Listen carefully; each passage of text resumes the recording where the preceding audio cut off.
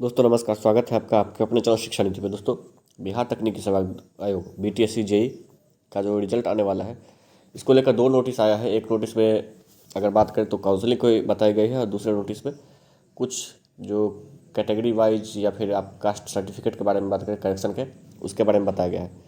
तो पूरी जानकारी इस वीडियो में देंगे। वीडियो में नए हैं या फिर चैनल पर है तो सब्सक्राइब कर दीजिएगा और बेल आइकन को दबा दीजिएगा। इसके साथ ही हमारे टेलीग्राम और व्हाट्सएप ग्रुप से भी जुड़ जाएगा, जिसका लिंक आपको डिस्क्रिप्शन में मिल जाएगा, व्हाट्सएप चैनल से। ठीक है दोस्तों, आइए देखते हैं कि जो दो नोटिस जारी किया गया उस नोटिस में क्या है। दरअसल मैंने आपको बोला था कि बीटीएससी जेईई का रिजल्ट छठ के आसपास आ जाएगा, लेकिन अब जो वर्तमान परिस्थिति को देखे हुए उस वक्त ऐसा कुछ नहीं बताया गया था कि काउंसलिंग भी होगा, जिस वक्त मैंने बताया था।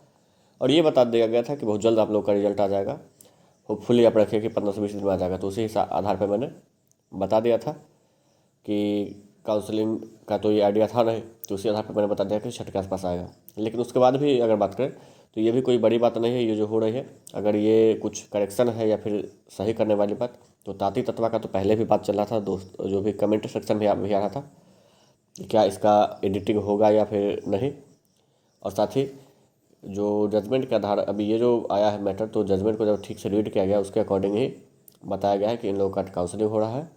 और अगर उसके आधार पर देखा जाए तो बहुत कुछ आपका करेक्शन होगा, रिजल्ट में चेंज होंगे, तो इसमें कोई दिक्कत नहीं है। लेकिन हाँ, जो नोटिस आई है या फिर जो काउंसलिंग का रोल नंबर आया है या नोटिस आया है, वो आप लोग को देखना जरूरी है, इसलिए मैं आपको चलिए ले चलता हूँ। तो दोस्तों, ये जो आपका दिख रहा है, ये पत्रांक नंबर 3360 है। इसके अगर बात करें तो ये 01/2019 कनीय अभियंता को लेकर ये नोटिस है।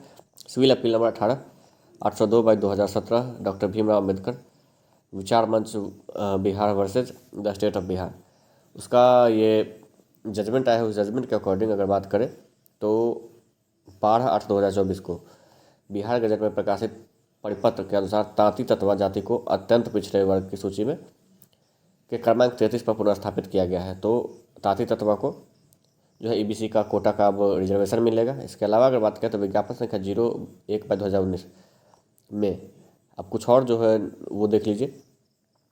सम्मिलित सभी अभ्यर्थी जिन्होंने ऑनलाइन आवेदन में अनुसूचित जाति के आरक्षण कोटि के अधीन पान, स्वासी या पानर जाति का दावा करते हुए जाति प्रमाण पत्र समर्पित किया था, के द्वारा सक्षम प्राधिकार के स्तर पर 12/8/2019 के बाद नए सिरे से निर्गत जाति प्रमाण पत्र क्रीमी लेयर रहित प्रमाण पत्र समर्पित किया जाना अपेक्षित है।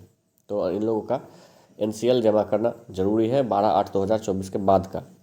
इस क्रम में निर्देशित किया जाता है कि पिछड़ा वर्ग अत्यंत पिछड़ा वर्ग के आरक्षण कोटि के अंतर्गत तांती तत्वा जाति के अभ्यर्थीगण सक्षम प्राधिकार के स्तर से दिनांक 12/8/2024 के बाद का निर्गत क्रीमी लेयर रहित प्रमाण पत्र आयोग के पोर्टल पर अपलोड करना सुनिश्चित करेंगे। तो आयोग के पोर्टल पर करना है, आपको जमा नहीं करना है या फिर वहाँ जाना नहीं है, पोर्टल पर अपलोड करना है। ठीक है। इसके साथ ही वैसे सभी अभ्यर्थीगण जो पान, स्वासी या पानर जाति से आते हैं, नए सिरे से सक्षम प्राधिकार के स्तर पर 12/8/2024 के बाद निर्गत अनुसूचित जाति का प्रमाण पत्र आयोग के पोर्टल पर अपलोड करना सुनिश्चित करेंगे। ये जो कैटेगरी दोस्तों पान, स्वासी या पानर, ये इन जाति को जाति प्रमाण पत्र अपलोड करना है। वो भी किस जाति का? 12/8/2024 का। इन लोगों को एससी का करना है, अनुसूचित जाति का प्रमाण पत्र अपलोड करना है। आयोग का पोर्टल खुलने का समय एवं तिथि के संबंध में पृथक रूप से सूचना शीघ्र प्रकाशित किया जाएगा। आयोग द्वारा निर्धारित अवधि के तक क्रीमी लेयर रहित प्रमाण पत्र एवं अनुसूचित जाति का प्रमाण पत्र जो लागू हो अपलोड नहीं करने वाले अभ्यर्थियों को आरक्षण का दावा मान्य नहीं होगा।